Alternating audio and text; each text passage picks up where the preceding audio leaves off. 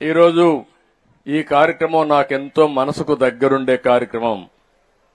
నేను సమైక్య ఆంధ్రప్రదేశ్లో 1998లో క్లీన్ అండ్ గ్రీన్ ప్రోగ్రాం పెట్టాను. ఆ రోజు కార్యక్రమం పెట్టి ఆ కార్యక్రమాన్ని జయప్రదంగా తీసుకుపోతూ ప్రతి వారం నెలకొక్క రోజు రెండవ శనివారం ఎవ్వరూ పనిచేయక్కర్లేదు, పిల్లల దగ్గర నుంచి పెద్దలు ఉద్యోగస్తులందరూ కూడా క్లీన్ అండ్ గ్రీన్ ప్రోగ్రాంలో పార్టిసిపేట్ చేయాలని చెప్పాను. అది నా పట్టుదల. మనుషులందరం కూడా కష్టపడుతున్నాం, ప్రశాంతమైన వాతావరణం కావాలని కోరుకుంటాం. కానీ అలాంటి ప్రశాంతమైన వాతావరణాన్ని క్రియేట్ చేసుకోకుండా ఎక్కడికక్కడ ఇప్పుడే వారు చెప్పినట్టు చెట్లు నరికేయడం, చెత్తంతా తీసుకొచ్చి రోడ్డు మీద వేయడం ఒక బాధ్యత రాహిత్యంగా ప్రవర్తించిన రోజున నేను ఈ కార్యక్రమానికి శ్రీకారం చుట్టి ఆ రోజు పనిచేశాం. తర్వాత ప్రధానమంత్రి గారు సరిగ్గా 10 సంవత్సరాల కంటే ముందు అక్టోబర్ 2, 2014లో న్యూఢిల్లీలోని రాజ్ఘాట్కి వెళ్లి స్వచ్ఛ భారత్కు శ్రీకారం చుట్టారు. నేను మనస్ఫూర్తిగా మనందరం కూడా ప్రధానమంత్రి దూరదృష్టికి అభినందించాల్సిన అవసరం ఉంది. గట్టిగా అభినందించాల్సిందిగా మిమ్మల్ని అందరినీ కూడా కోరుతున్నా. ఎందుకంటే భారతదేశం 140 కోట్ల జనాభా. మన ఆరోగ్యం అంతా కూడా మనం నివసించే ప్రాంతాల మీద, మనం తాగే నీళ్లపైన, మనం తినే తిండిపైన ఆధారపడుతుంది. అలాంటిది స్వచ్ఛ భారత్ ఉండాలని దానికి ఒక శ్రీకారం చుట్టి ఆ రోజు ఆయన నీతి ఆయోగ్లో ఒక అనౌన్స్మెంట్ చేసి దగ్గర 10 మంది ముఖ్యమంత్రులతో ఒక సబ్ కమిటీ వేశారు. ఆ సబ్ కమిటీకి నేనే chairman. Swachh Bharat sub committee వేసి ఆ కమిటీలో చాలా రికమెండేషన్లు ఇచ్చాం. అక్టోబర్ 2వ తారీఖున ప్రతి సంవత్సరం అవార్డ్స్ ఇవ్వాలని, స్వచ్ఛ సేవకుల్ని గుర్తించాలని, స్వచ్ఛందంగా వచ్చే ప్రతి ఒక్కరిని గౌరవించాలని, అవసరమైతే అవార్డ్స్ ఇచ్చి సమాజంలో ప్రత్యేకంగా వాళ్ళకి గౌరవం ఇవ్వాలని చెప్పి రికమెండేషన్లు ఇచ్చాం. ఆ రిపోర్ట్ ఇప్పుడు కూడా పనిచేస్తా ఉంది. ఇప్పుడే ప్రసాద్ గారు కొన్ని విషయాలు చెప్పారు. మామూలుగా చెత్తలో మనం చూస్తే పొడి చెత్త, తడి చెత్త ఇవన్నీ కూడా మనం వేస్తున్నాం.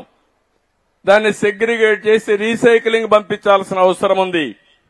అవసరమైన డెబ్రీస్ మనం కొట్టి గోడలన్నీ కూడా ఇచ్చేసినప్పుడు అది ఎంత ఎత్తకపోయి రోడ్డు మీద వేస్తే ఆ రోడ్డు అంతా కూడా అధ్వానంగా ఉండే పరిస్థితి వస్తుంది.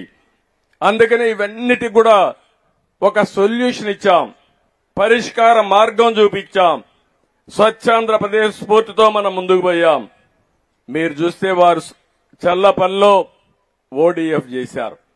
రాష్ట్రం మొత్తం మీరు చూస్తే 2,43,612 వ్యక్తిగత మరుగుదొడ్లు కట్టి 8,124 కమ్యూనిటీ టాయిలెట్లు కట్టి, టాయిలెట్లు కూడా చాలా నీట్ గా కట్టి, అవసరమైతే ఒక 4-5 రూపాయల టికెట్ కూడా పెట్టి మిస్యూజ్ చేయకుండా ఎక్కడికక్కడ టాయిలెట్స్ అన్ని నిర్మాణం చేసి 110 మున్సిపాలిటీలో రాష్ట్రాన్ని ఓడీఎఫ్ రాష్ట్రంగా చేసిన ప్రభుత్వం తెలుగుదేశం ప్రభుత్వం ఆ రోజుల్లోనే. అలాంటి ఓడీఎఫ్ చేసినాక ఓడీఎఫ్ ప్లస్కి వెళ్లాలి. అక్కడే సమస్యలు క్రియేట్ చేశారు. ఈ రోజు ఈ విధంగా చెత్త చూస్తే రాష్ట్రం మొత్తం 85 లక్షల మెట్రిక్ టన్నులు కుప్పలు కుప్పలుగా, గుట్టలు గుట్టలుగా చెత్తంతా పేరకపోయింది. నేను ఇప్పుడే మా మంత్రిని అడిగా, నారాయణ గారు ఎన్ని రోజులు పడుతుందని అడిగా.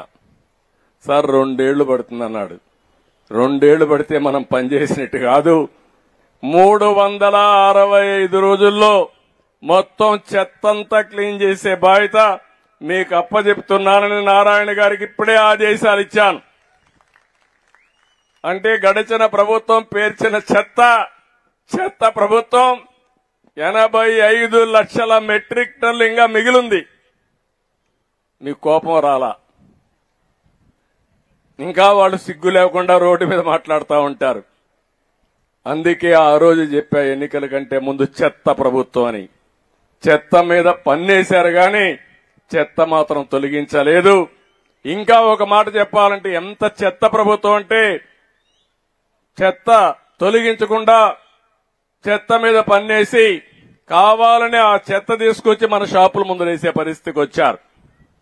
అందుకే నేను ఒక మాట చెప్పాను, చెత్త మీద ప్రభుత్వం వేయడం కరెక్ట్ కాదు.